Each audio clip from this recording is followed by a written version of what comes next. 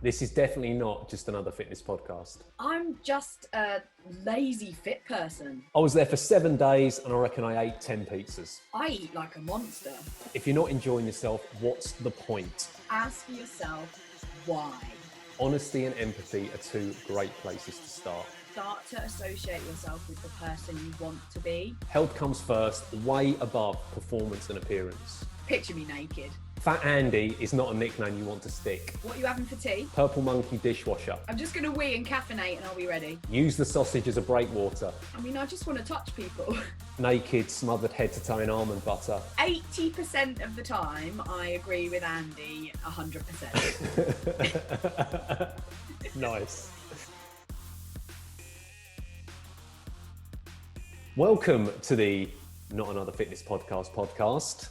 Episode, Amy, help me out. 6 or is it 5?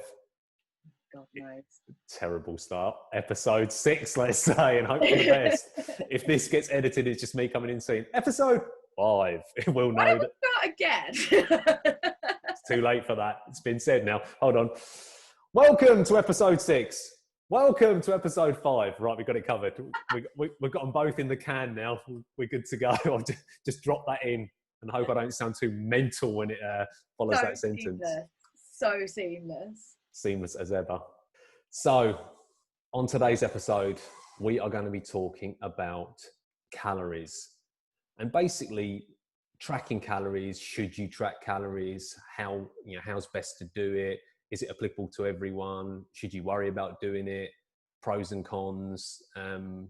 Just having a bit of a chat around it because it's something that I think there's the gym population are acutely aware of it. Like if you wander into a gym and start talking about calories, people start talking about macros and stuff. And then I feel like there's probably a bigger chunk of the population that hasn't got a clue, and maybe they don't care about it, or maybe they kind of just think, oh, that's for the fitness folk to worry about.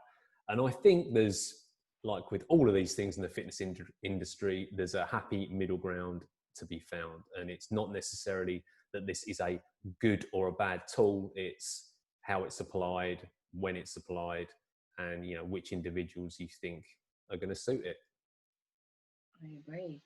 Can you remember the first time you ever tracked your calories? Because I can remember the first time I ever started tracking my intake, and I had a book and a pen and paper. And as did I. Oh, we're showing our age. We're pre-app calorie trackers. We are. Yeah, and I remember the effort it took to do that and sit down and work it all out. And I remember also at the time, I was eating one meal in the morning, which was breakfast, which was standalone, like yogurt, protein and blueberries or a banana. And then the other 4 meals I was eating in the day were exactly the same, because when I had a book and a pen and paper, that was the easiest way to know that I was getting everything I need. And it was so extreme. And looking back now, I'm like, I can't believe I could be bothered to do it. It's amazing though, once you get into you get into a bit of a routine with it, and then it quickly becomes the norm. Yes. Anyone else is like, what are you doing? Why are you recording what you eat? Why are you weighing things out on a scale? Yeah. But I remember the notepad and pen days and calculator by the side of it. Do you know what? I distinctly remember recording chicken dippers for some reason. So obviously at the time, my diet was high quality all the way. How many chicken dippers can I negotiate into this 1,500 calories I was eating at the time? I did it after uni. Yeah. That's when I did it. And like I said on a previous podcast, that was just because one of the few things I learned at uni and actually went in was that energy balance is key to weight loss. I knew, I had complete faith in that. I knew that for a fact. So I just thought, okay, pen and paper, calculator, start recording what I'm eating. There was really no thought of nutrient quality at the time. It was just, I'm going to eat less of what I normally do. And then as you go on, you start thinking, oh, well, actually having like 2 or 3 massive slices of bread cut off a loaf, smothered in butter, that's 2/3 of my calories for the day. Maybe I can make a better choice. So actually, first pro, there it is, educational. If you start tracking, it's a tool to educate yourself about how many calories are in certain foods. So if you're in a position where you want to lose weight or gain muscle, so put yourself in a deficit or a surplus, if you know, you don't need to know to the nth degree, but if you know roughly what calories are in certain foods, you can make adjustments on the fly. So definitely one in the positive column. We should keep score of this. Ding, one in the positive. It can be educational. Yeah. I think the first thing we probably need to tackle before we even go into pros and cons, although ding, we've got that one in the bank, is do you need to track your intake?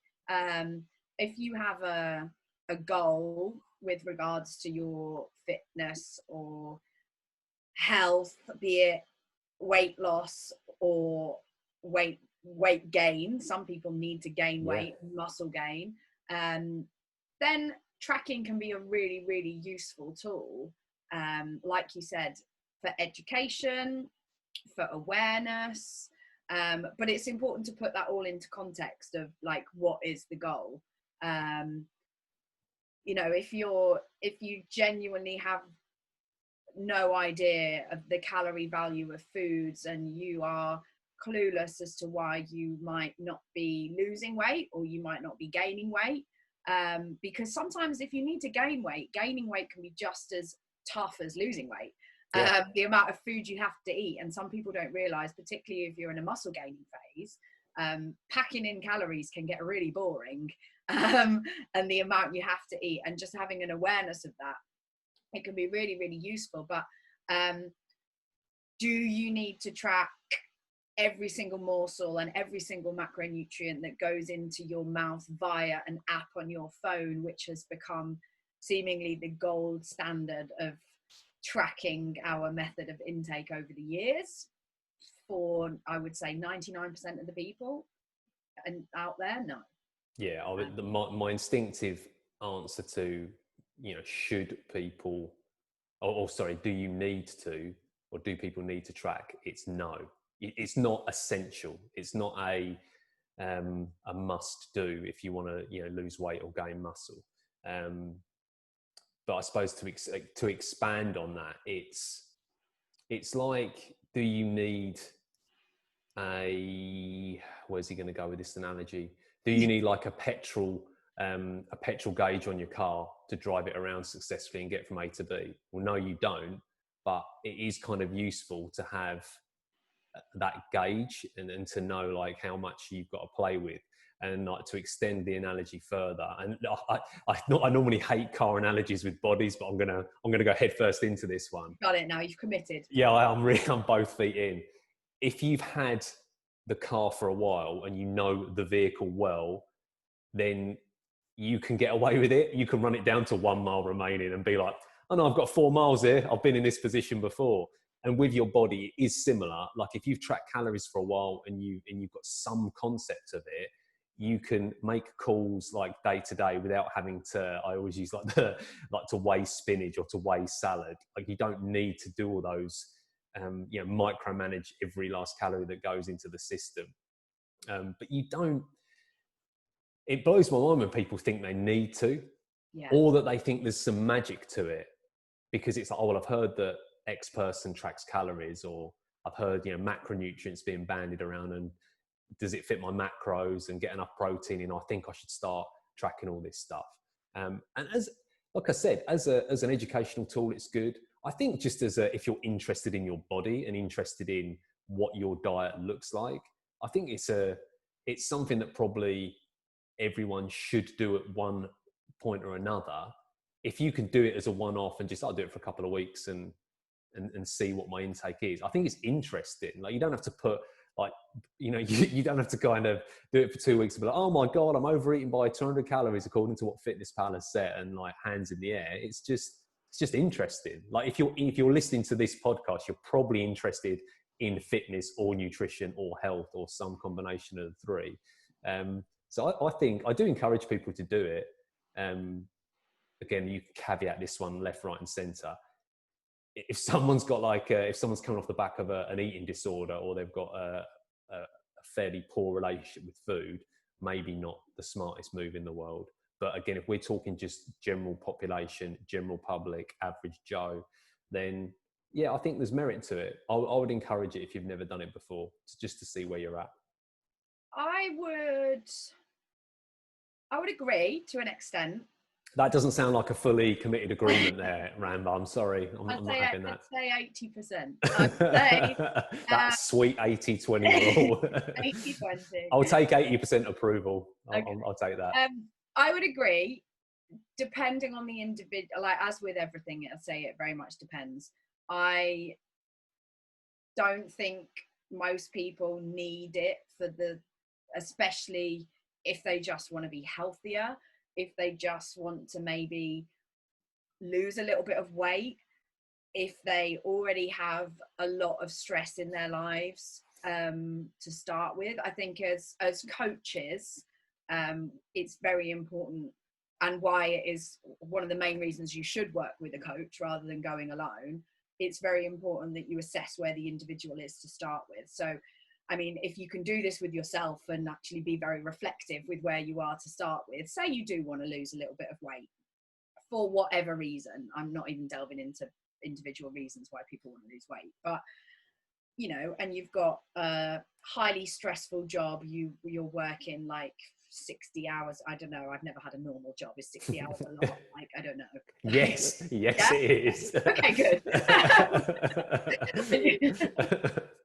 And you're working like 60 hours a week.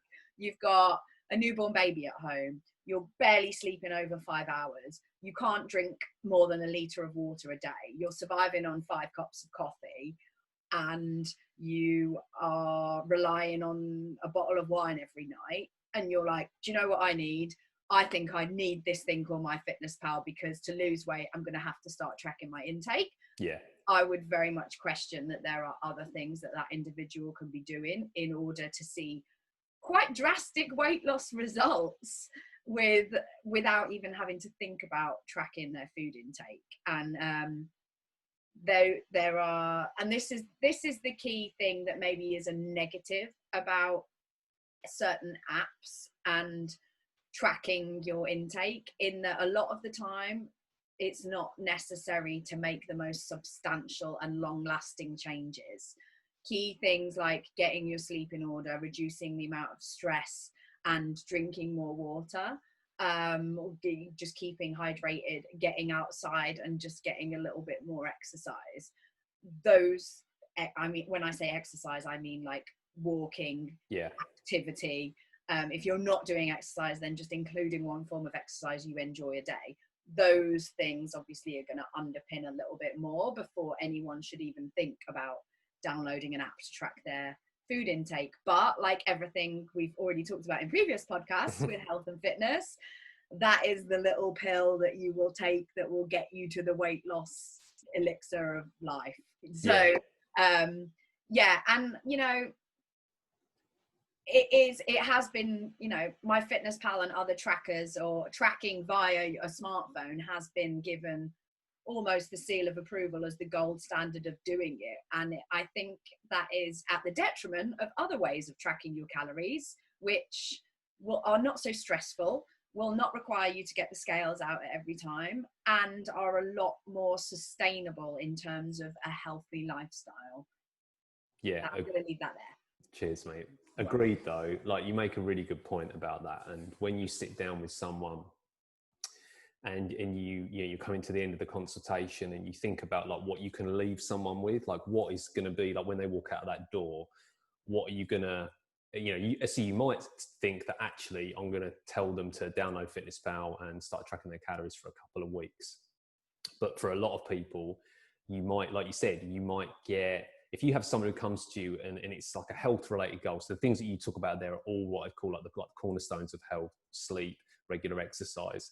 If someone comes to you and they just want to get healthier and they're like, right, that kind of what we talked about the other day, like, the day one person who's just walked through the door, I want to make a change. Where do I start? There is no way that tracking calories is going to be my number one port of call, because if they're not exercising on a regular basis, it might be, right, what I want you to do for the first 4 weeks is I want you to establish an exercise routine that you enjoy. And I want you to eat. So that's going to be our training goal. And our diet goal is going to be to eat protein for breakfast in the form of eggs or Greek yogurt. And our sleep goal is to not have the phone in bed with us at night. There are three little things you can be getting on with. So yeah, in terms of health, like tracking calories comes way down the list. I think when I talk about, like, one of the reasons I got into nutrition was the frustration that people felt about not being able to lose weight, and it being like the overriding reason why a lot of people walk through the door. And when that happens, when you sit down with someone and you can kind of like talk about like the drip feeding, the health stuff, but you want to give them something up front. So like in a lot of cases, let's say that is, I want to see the scales heading in the right direction. The rights and wrongs of whether you should measure success on the scales, again, shelve that for another time. But if people have got weight to lose, like genuinely got, stones to lose, and they are clueless, or they've tried a load of stuff and they're really frustrated. I always think of like the person who's like, I've tried every diet and nothing works. And in that case, I'm like, right, if you genuinely have tried a bunch of stuff, but you've never ever tracked before, it's like that probably should have been one of the first ports of call down. Like if you're really unsure about, oh my God, I don't understand why I'm not losing. I'm trying to do everything. That's where I think a 2-week period where someone goes away and they're brutally honest with it. And they just, everything, you do get them to, record every last thing. They do record the salad on there. And you're like, look, if you hate, and I always leave, when clients come in and it is the first time they've done it, I'll say to them, look, if you hate doing this, and it's a ball ache if you've never done it before, after 2 weeks or even a week, you never have to touch it again. Delete the app, leave it. But I want you to just do this one thing, and then we can look at, what your general diet is like. If I get the data from that, I can literally physically bring it up on the laptop and say, look, your protein's at 30 grams for the day. That's an issue. We're not going to track protein for the rest of our lives on FitnessPal, but one thing we are going to do is you have to get 2 servings of protein in a day to get that above 60, let's say. So you can actually use the data you get from FitnessPal can be instructed to those what I'd call more sustainable changes. You can use it as a coach to then to make little tweaks to it. But all of this depends on it feels like we have to say it all the time because it's so important, but it's such an individual thing. And one of the things that like you will say before you start talking about any subject, which I love because it's so like ingrained in, is what's the goal? Yeah. What's the goal? Because if someone comes in, they're like, right, I really want to run fast. And you're like, right, well, I love FitnessPal. And they're like, what are you talking about? I just want to run. Where are we going with this? I think a good thing to mention as well is how people become so attached to it that they forget that there are other Nicely said. I think that's clear and succinct. About people become so attached to it that they forget that there are other methods of actually tracking, and they think that app is their starting point. So, if you think of effort versus reward, in anything, you want to get the maximum reward from something by putting in the least amount of effort. Humans are inherently lazy beings, we want the path of least resistance. Are you trying to reference my nap this afternoon, by the way? It's not a way of shoehorning in the fact that I had a little afternoon nap. You brought it up, mate. I just want people to know if I've got creases on my face, that's why. That's why. So, we want the easy way. We want the pill. We want the pill to take. So why do people go straight for MyFitnessPal and start tracking calories, carbohydrates, protein and fats? And I've actually had some people say to me, do I need to track my vitamins and minerals before? Good luck. And rather than starting with, why don't you just take a photo of your meal? Or yeah. Why don't you just focus on your portion sizes? You've got a hand, you can use your hand for your portion sizes. Or why don't you just have look at your plate, and this is basically where I start with all my clients before we even start with any other form of tracking, whether it be a diary, MyFitnessPal, what. Yeah. Look at your plate. Where is your protein coming from? And this is, but obviously this is prerequisited by the fact that they understand what protein, carbohydrates and fats is. So I've already done that. Which a lot of the time they don't. Exactly. Yeah. So, you know, we're assuming that we've done that work with them anyway. Look at your plate. Where is your protein? Where is your carbohydrates? Is there any form of fat in there, or have you used fat to cook? And are you having any vegetables, fruit, anything that's going to give you some micronutrients? Honestly, that is the place to start. And then, you know, you've got that form of tracking. You've got tracking odd days. So maybe you eat really similar meals pretty much on a day-to-day basis. That's awesome. You don't need to track all those. They're accounted for if they are helping you achieve your goals. Maybe you just want to track the odd day. Maybe you just want to track calories and protein. You know, you don't need to track absolutely everything in terms of the macro and the micronutrients it gives you to go in your mouth. There are so many other ways of doing it. Maybe you do just want to get a pen and paper and write it down, and that is okay as well. Old school. You know, and there is so much more to build on, because people start using tracking their food as a very much a crutch to support a lifestyle that they don't trust themselves to be able to lead without it. Does that make sense? Yeah, definitely. Like that whole. So that's kind of, we're going to kind of like, we're drifting towards like one of the big negatives, right? Which is exactly that. MyFitnessPal becomes seemingly to the individual indispensable. Yeah. It becomes the crutch. And I've been there. Like, yeah. I have been there, and there are times still now where I am there still, where I'm like, oh, I'll just check because I don't quite trust myself that I'm not overeating. So I still sometimes need that as reassurance, and you know, I'm the one preaching, like, you know, and it's a scary place to be, and it's very. I have periods where I still dip in and I still dip out, and there is definitely a right and a wrong way to use it. And I think when you see someone using it, let's say, and I'm using air quotes on being that person, wrong, it's very easy to notice in somebody else. And we've had this conversation before, the two of us actually, in terms of working with clients, haven't we? And as a coach, to be able to stand back and say, we don't need to go there yet, which is a conversation I've had with a client in the last 2 weeks, in terms of, we do not need to be anywhere near tracking your food intake yet whatsoever. Just look at your plate and think about where your food is coming from. And B, is it still serving you for the purpose of your goal? And you've said to me before how you've had conversations like that with clients as well. Absolutely. I think just rewinding a little bit, because I think it's really important, like you introduced that topic of like how you use FitnessPal. So, you know, doing like a semi-track where you just do calories and protein. And I think it's important when we talk about tracking in general, like in my head, there's the spectrum of like food consumption, and you've got on one end, like the absolute, like the max you can do is you track everything on FitnessPal, everything's weighed out, you're tracking calories, you're tracking macros, you're paying attention to fiber, and everything is micromanaged. So you're doing that, and you're doing it every day, and you're doing it for a long period of time. So that's like the absolute extreme end of it. And then right down on the other end of the spectrum is, what's the calorie? I don't know what you're talking about. Just eat what I want when I want. Oh, to be there again. Yeah, exactly. Oh. Yeah.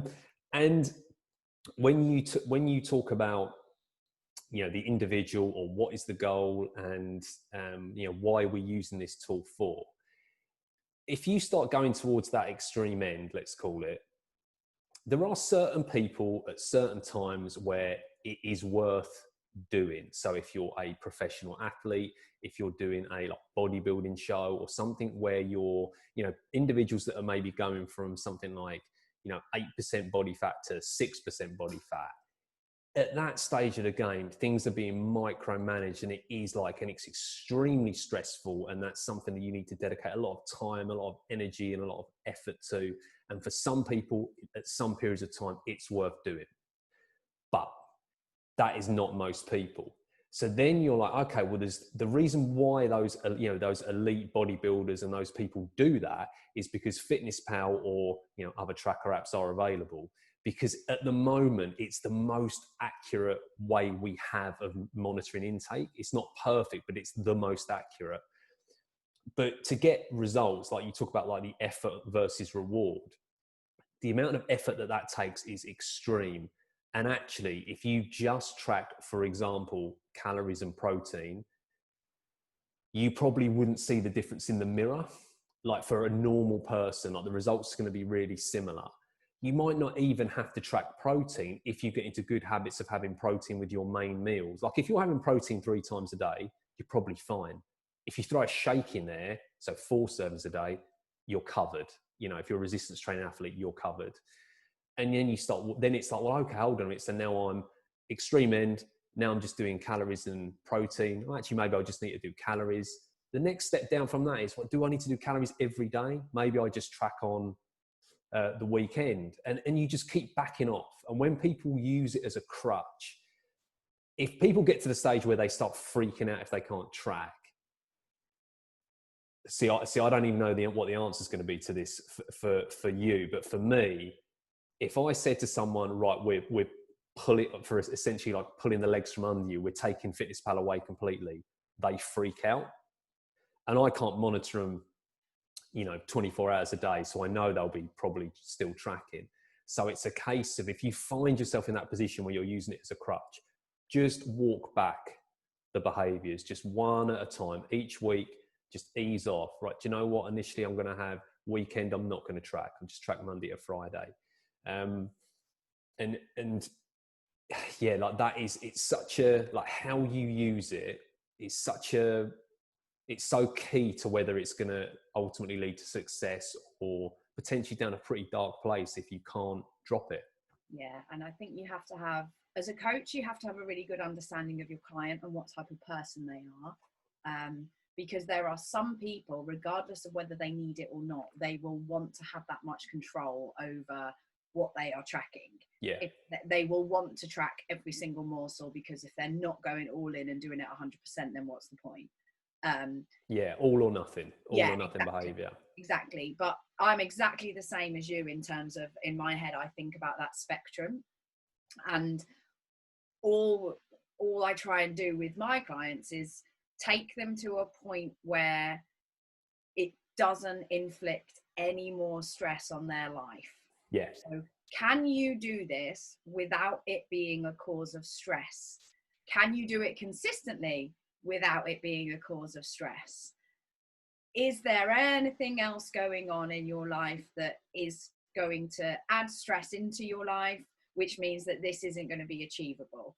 And so, for example, like, again, a bit of a, maybe a positive and negative of something like MyFitnessPal, social situations. You know, no one wants to be the knobhead at the dinner table that is looking up the menu for the restaurant that you're in and going, oh no, I can't have that, I can't have that, I can't have this, it doesn't fit my macros. Like, yeah. No one wants to be that person. And if you're at that stage where you can't because it's not in MyFitnessPal, you know, maybe we need to come a little bit further down the scale. Yeah. But again, you know, there are certain behaviors in certain clients where they will hide that from you because they don't want to admit that they are there. And I think the thing you come to appreciate when you have been tracking maybe for a long time, but you also have an understanding of what your life looks like without tracking, is that one meal or that one social situation or that one meal that is not tracked, in the grand scheme of things, means sod all. Yeah. Yeah. You know? So true. The tracking when you're eating out is a fascinating one, because even that, the same action could happen, right? So you could get, I just keep thinking of knobhead now. It's funny. Knobhead at the table can be sat there like with his or her phone out tracking the food. But a lot of it depends on, again, the situation they're in and what's going on upstairs, what's going on in the old brain. Because if it is someone who has a photo shoot in 3 days' time, but it just so happens that it falls on a friend's birthday, then, I want to come out and celebrate, but I need to stick to my diet. I'm just going to track to kind of be sure. The friends might not get it, but in that, if you've had like 16, 20 weeks of prep up to that point, I completely understand wanting to track. But again, we are talking, this is niche, like a niche population, and it's a niche population at a certain point in time. I think if you're sat there at the table stressing because you can't find the menu, or you're even worse than that, like before you go out, it's leading to anxiety before you've even got to the restaurant. And you just, you look through the menu and you think, oh, I'd like that. Oh, the burger looks nice. But you end up just having like chicken salad every time, prawn salad.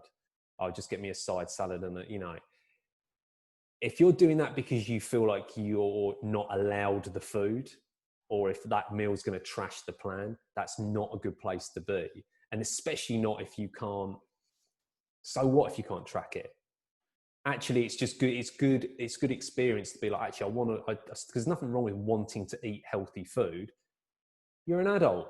Pick a healthier option on the menu. Don't pick it because it's like, I want to see if I can engineer the lowest possible amount. No, have the burger, but have a side of veg with it. Do you know what I mean? You might overeat a little bit, but hey, guess what? It's a serving of protein, ton of micronutrition. You're good. You're fine. It's like, nothing's broken. Yeah. Nothing is broken. Totally. And like, the way you've got to think is, so we talk about what is the goal as well. Well, I like to break down goals into short, medium, long term, and like, do these behaviors and does what I'm doing now serve me to reach my short-term goal? Maybe. Awesome. You crack on. Does it reach my goal for the person I want to be in a year's time? Possibly. Depends. Like, it depends. You might not know what your goals want to be in a year's time, but you've probably got some idea of the person you want to be in the long term, in terms of like 10 years time, 20 years time. Does that person still reach for a tracking app every time they put some food in their mouth? Probably not. And if you're sat here in a position where you can't track, you can't enjoy a meal, or you can't consume a meal without it being accounted for, then that's the point you really need to assess your behaviors. But in terms of awareness and accountability, especially as a coach, like some form of tracking as a nutrition professional, I think there needs to be some form of tracking at some point for some period of time, in order just to get an accurate picture of what's going on. Yeah, because you can make, if you've got, like I use that 2-week example about getting people to track for a couple of weeks, and yeah, use the get out of, you never have to track again. Because if you get someone to track like their body weight, again, assume it's a weight loss goal. If you get someone to track their body weight and their intake over a couple of weeks, that's not going to be perfect, but it's going to be way more accurate than going online and just putting in, filling in a calorie, like a BMR calculator, or filling out fitness. My Fitness Pal will just spit out 1,200 calories every time. For you. Basically, if you want to lose 2 pounds a week and you're female, you're going to get 1,200 calories. Like that's like the default, because it will not go lower than that, probably because some kind of health and safety regulations that sees it not head down there. But I've completely lost my train of thought now, Rambo. Help me out.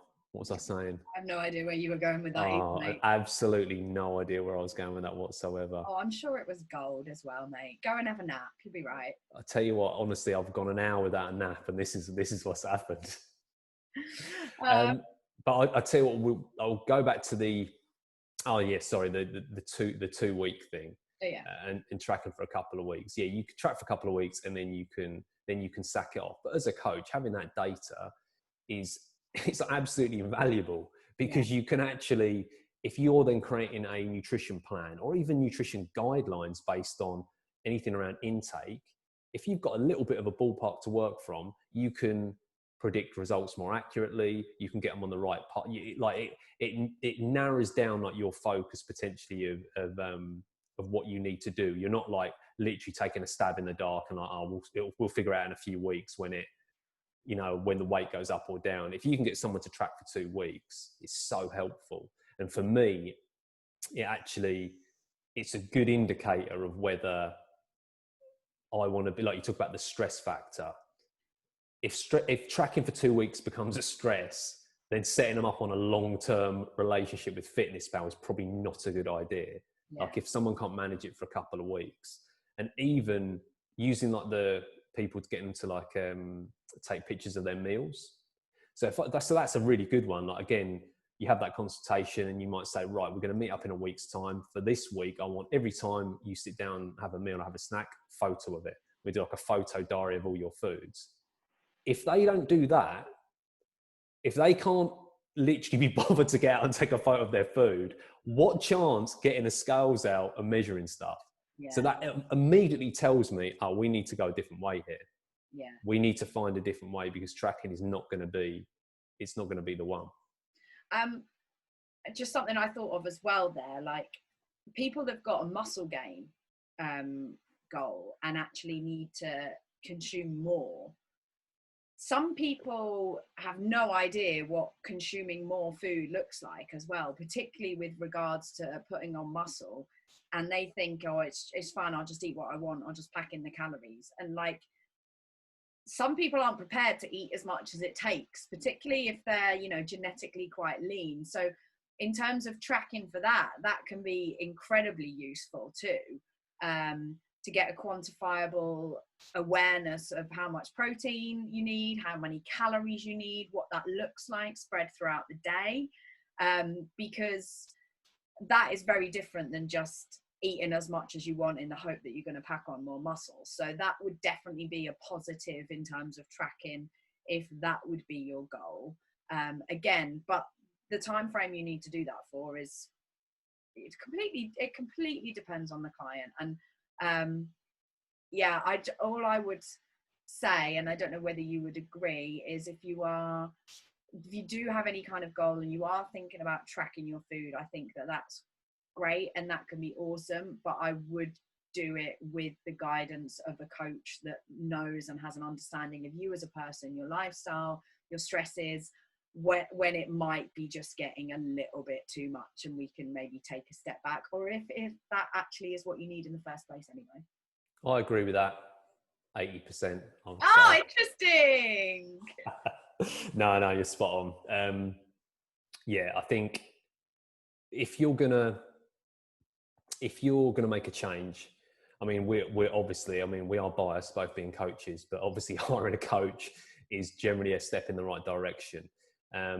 If you don't want to hire a coach, or you're not in a position to hire a coach, I think doing like the 2-week track and just having and getting a feel for how you eat, and then just seeing it in black and white.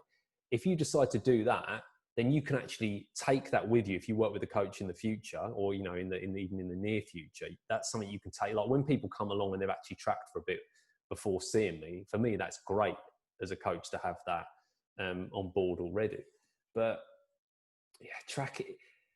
I mean, like we've probably been talking for about like half hour, 40 minutes about this, and it seems such like a black and white subject, to track calories or to not track calories. But when you start delving into it, it becomes this kind of mess of some people should, some people shouldn't, some people should, but only at certain times. Some people should never do it because, they become obsessive with it. And with a lot of people, until you've tried it, it's hard to give a definitive answer. Yeah. And I think the benefits of working with a coach is you get this objective view. So if you are feeling stressed with it, you talk to your coach about it, and then they can kind of see it.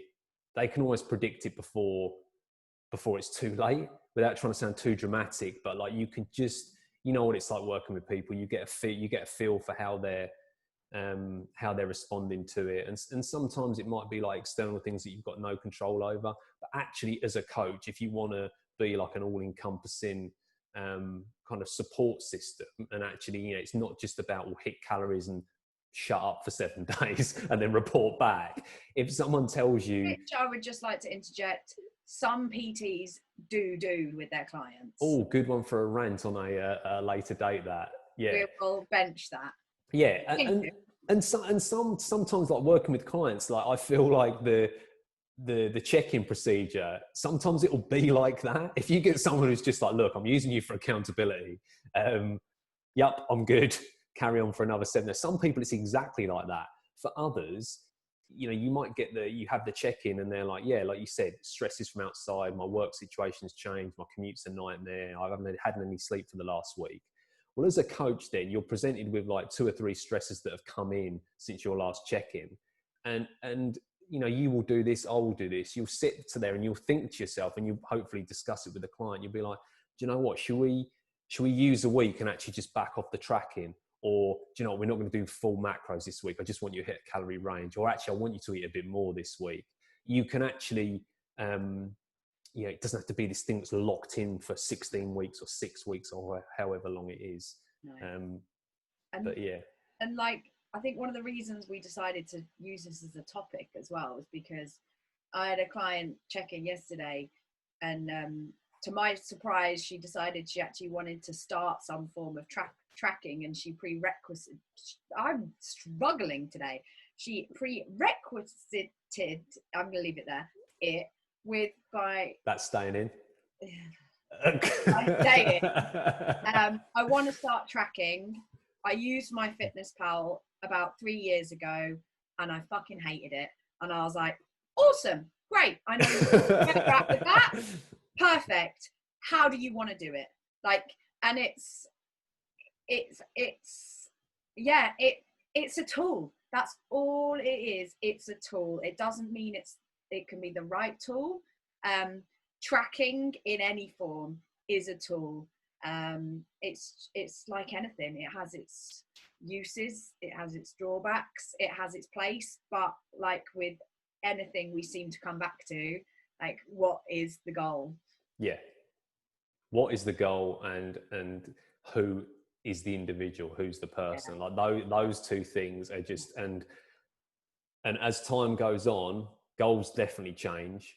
And as someone actually becomes a bit more in tune with their body, like that person is changing. If they do use Fitness Pal and they've suddenly got this knowledge over the course of weeks or months, well, that means that they've taught themselves, and actually that might lead to them not needing to use Fitness Pal. And that's like the dream scenario. That's right. Very freeing. It's like when you go on holiday and you leave your phone in your room and like you feel a bit lost for a couple of hours. Such a good analogy. That's spot on. Well, then after that, you're like, this is quite heavenly, because you realize, oh, actually, nothing is going to happen to my body if I have a burger and I don't tell my Fitness Pal about it. Love that. That's so true. Everyone's been there with that as well. Everyone's been there with that time. You haven't got, guess what? If you don't check Facebook every 10 minutes or Instagram or whatever, nothing happens. Nothing breaks. Like, life goes on. No, I think that pretty much covered. So in summary, I would say, I know we didn't quite keep the scoring system, but I would say if I take the positives, so I would say from my point of view, the positives of using Fitness Pal or tracking. First one that we mentioned, education, and we've just spoken about the potential to educate a client and give them a better understanding of food or what food's made up of. And I would say the second one, there's probably 2 big ones, is that education element. And the second one's probably accuracy. I mean, in terms of, like we said, there's a reason why, you know, elite level athletes or bodybuilders or whatever, there's a reason why they use it, because when you're in like the 1% of the 1% and you're competing against other people that are also in that category, like the accuracy has to be bang on. And there's no doubt about it. Like if you've only got a short period of time and you want to be as accurate as possible, it's an incredibly useful tool. But with the positives comes the negatives. Shall I? Oh, there we go. Shall I take the negatives? Teed up. I would say the main negatives of any kind of tracking is effort versus reward. So is it taking more effort than is actually needed for what is going to get you to your goal? Is it adding stress into a life that may already have quite a lot of stress into it? Obviously, there's a massive negative that it becomes a crutch, a reliance, and we actually move away from the ability to trust that we know what our body needs and we know what we need to fuel us. And you just eat for numbers. You're not actually conscious of what you're putting into your mouth. You're just conscious of what it looks like in an app or by whatever method of tracking. I'd definitely say they're the main negatives. Please feel free to add any more. I think that's it. I think the negatives is the mental side of it. It really is in the form of stress, I suppose, like effort, stress, and there's an element of whenever you make a change to like your diet or training, that it's going to require some effort, but there is like a sweet spot of effort when it's definitely effort reward, but like for some people, just you turn them onto the numbers and it immediately it becomes that crutch, and then they can't live without it. And that's something you just have to be, as a coach, as a friend, as recommending stuff like this, you just have to be aware of that. And you just have to, especially if you're a coach working with someone, you have to think on that and listen to your client and see what feedback you're getting back. Massively. I think we've done that one. We've smashed it. Thank you very much for listening, everyone. Massively appreciate the feedback that we've had so far. And as always, after these, if you have any questions, so relating to the calorie topic today, or just any questions in general, feel free to stick them in the comments box below. Anything else, Amy, or are we good? I think we're good, really. I'm going to go and make some more soda stream because that was my new purchase this week. Yeah, nice. What are you eating this weekend, mate? That's always a good way to finish. We're getting a pizza tonight. Oh, nice. Yeah, I mean, this has been recorded on Friday the 29th, so Friday night, it's pizza night. Chibos, but yeah, close enough. Oh, sorry. You're about 80% there. All right, knobhead at the table with my fitness pal. Cheers, knobhead. Cheers, knobhead. Thanks a lot. See you soon. Thank you for listening to this episode of the Not Another Fitness podcast. If you liked what we do, please subscribe and share. Tell all your friends. And if you want to follow us over on our socials, you'll find me and my contact details over on Instagram at The Flying Food Coach. And you'll find Andy over at Facebook at the Facebook group Eat, Move, Lift, Enjoy, or feel free to drop me an email on info@andrewjohnscraggs.com. Thanks again for listening. Until next time. That'll do. Yeah, that'll do. That's good. That'll do. I'll put that on there as well. That'll do.